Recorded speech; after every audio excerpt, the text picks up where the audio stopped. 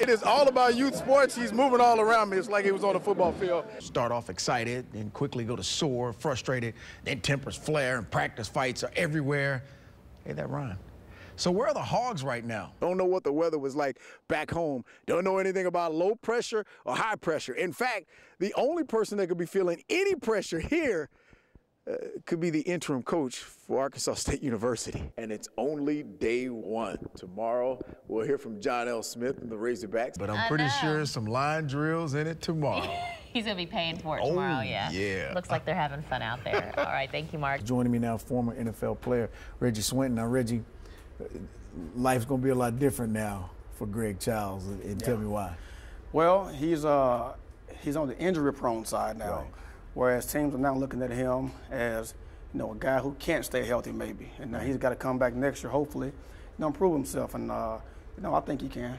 One of the things you were telling me, you and I talked about this, you told me about when he comes back to make sure he's fully recovered before stepping on the field. Why? Yeah, because bubble guys sometimes get the short end of the stick. And what I mean by that is, they try and force you to practice when you're hurt. Right. And when you step inside those white lines, now you're on film. Right. Now they'll cut you without a settlement.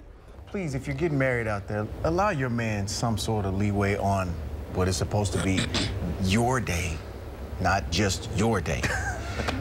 Number 5, don't get married on game day.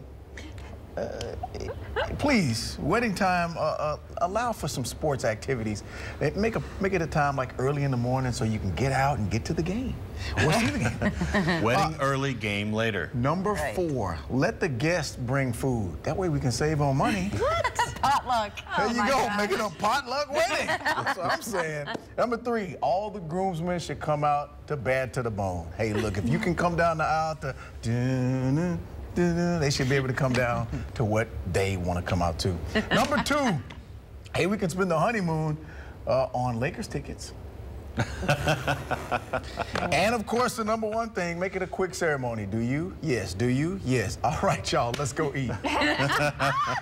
Something for the guys. The short version. There you go. That's the short version. Awesome. Nice. I love when Mark saying. Five's got his top 5 tips. Now, the THV Hootens Arkansas football tour of 31 teams, 31 days continues in Wynn. The Yellow Jackets won 9 games last season in Chris Hill's first year at Wynn, and things should only get better for the Yellow Jackets this fall. Physically, Wynn is the strongest squad in the state, Liz. They entered the 2012 season ranked 6th in Class 5A by Hootens Arkansas football and favored to win its first conference title since 2006. I think the biggest difference between now and this time last year is our physical strength and, of course, our understanding of our offensive and defensive schemes. Coming in and throwing the ball at Wynn was quite a change from what they were used to, but the kids have done a good job and adapted to it. So, we're really excited heading into this football season. For more on the Yellow Jackets, all 209 high school football teams pick up a copy of Hootens Arkansas football and Win at Hayes Food. Tomorrow night, we head back to the Bluff, check out the state title contenders at Watson Chapel. Now, in blank stare news, Melky Cabrera is an all-star MVP, putting up Godzilla-like numbers, 346 batting average, 60 ribbies, 11 bombs, and a partridge in a pear tree, Liz. The Giants have 45 games left on the schedule, and Cabrera will miss all of them. He's been suspended by the league for 50 games, testing positive for testosterone. In a statement from the Players Union, Cabrera admitted to testing positive. Now on to some good news. Long live the king, Felix Hernandez. The Seattle Mariners threw a perfect game today. It was the 3rd perfect game of the year. 12 Ks, no runs, no walks. Philip Humber of the White Sox did it in April. Matt Cain did it in June, and now the king. Long live the king. So no one got to hit anything? No one got to hit anything. About the game? If you had been there. Oh, yeah, I know. That'd be another thing. It would have been a whole nother story. Yeah. All right. There's a difference between what we know and what we feel. We know life has challenges. We feel we can overcome these challenges.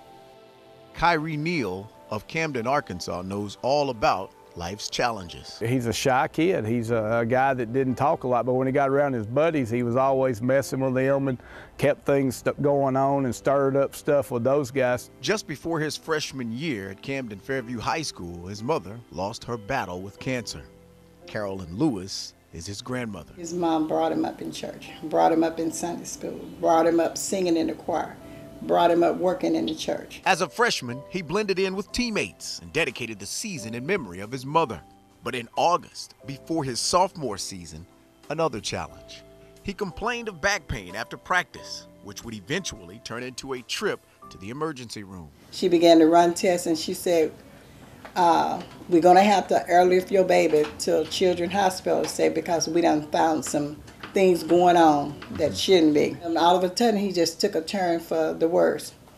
And then they called all the family in, and that's when they found out that he had a stroke. There, doctors discovered Kyrie had a form of staph infection known as MRSA.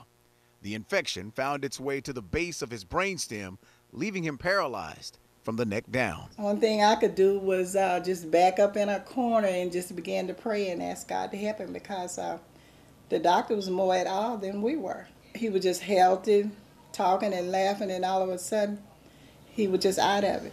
As for now, doctors have done all they can. There's no timetable on just how long Kyrie will fight this fight.